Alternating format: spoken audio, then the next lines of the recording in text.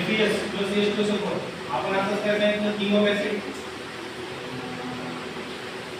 थोडं काय भेटेल तुम्ही सांगू शकता अजून तर ऍसिड कुठे ठेवतो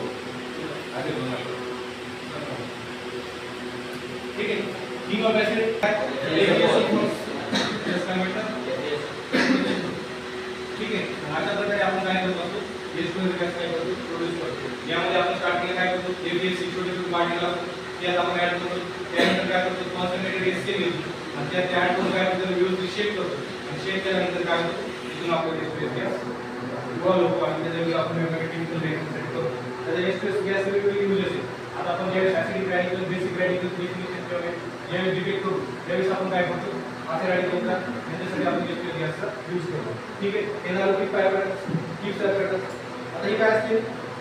पिपेट ठीक आहे पिपेट म्हणजे काय हे आपलं समजा एक स्टँडर्ड फॉर एक्झाम्पल आता इथे किती ml दिली 10 ml ठीक आहे 10 ml ची काय पिपेट आहे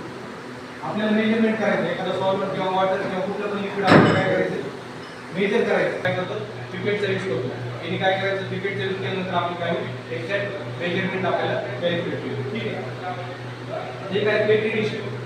माहिती आहे का यूज काय तुम्हाला कशासाठी वापरतो आपण ठीक आहे आपल्याकडे काय एक आता ठीक केला त्यामध्ये काही कलर चेंज असतं का नाही ह्याच एक्सपेरिमेंट तुम्हाला काय दिसणार की जो काय गिवन सॅम्पल आहे it consist of the acid it consist of the acid पण ह्याच ठिकाणी तुम्ही जर बेस घेतला असतं काय झालं असतं काय असतं ब्ल्यू असतं म्हणजे दिलेला गिवन सॅम्पल काय होता इट इज द ब्ल्यू मध्ये इट इज द ब्ल्यू मध्ये म्हणजे काही depend on the basic depend on the basic मध्ये म्हणजे ऍसिड आणि बेस मध्ये ओके क्लियर त्या ठिकाणी तुमच्याकडे काय एक्सपेरिमेंट मध्ये फनेल आहे फनेल कसे वापरतात जनरली फनेल कसे वापरतात मिक्सचर सेपरेट करणार मिक्सचर दोन टाइपचे कुठले लिक्विड्स मध्ये मिक्सचर आहेत दोन टाइपचे कुठले होमोजेनियस आणि हेटेरोजेनियस मध्ये होमोजेनियस मध्ये कुठलं असतं काय शुगर सोल्युशन केलं अजून सॉल्ट सोल्युशन होमोजेनियस मध्ये काय both considered are the in the same phase for example solvent आणि सोल्यूट दोन्ही कसे तर लिक्विड आहेत आणि त्याच्यापासून जे पण सोल्युशन ते असेल तर होमोजेनियस सोल्युशन अजून आहे हेटेरोजेनियस सोल्युशन मध्ये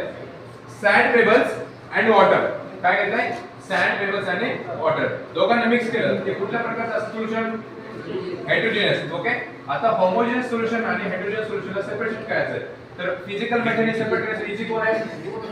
हेटेरोजेनियस मेथड कारण फिजिकल मेथड करणं म्हणजे फिल्टर करणं काय करणं फिल्टर करणं जसे की तुम्ही स्विमिंग मेथड ज्याला तुम्ही चाळणी आहे तुम्ही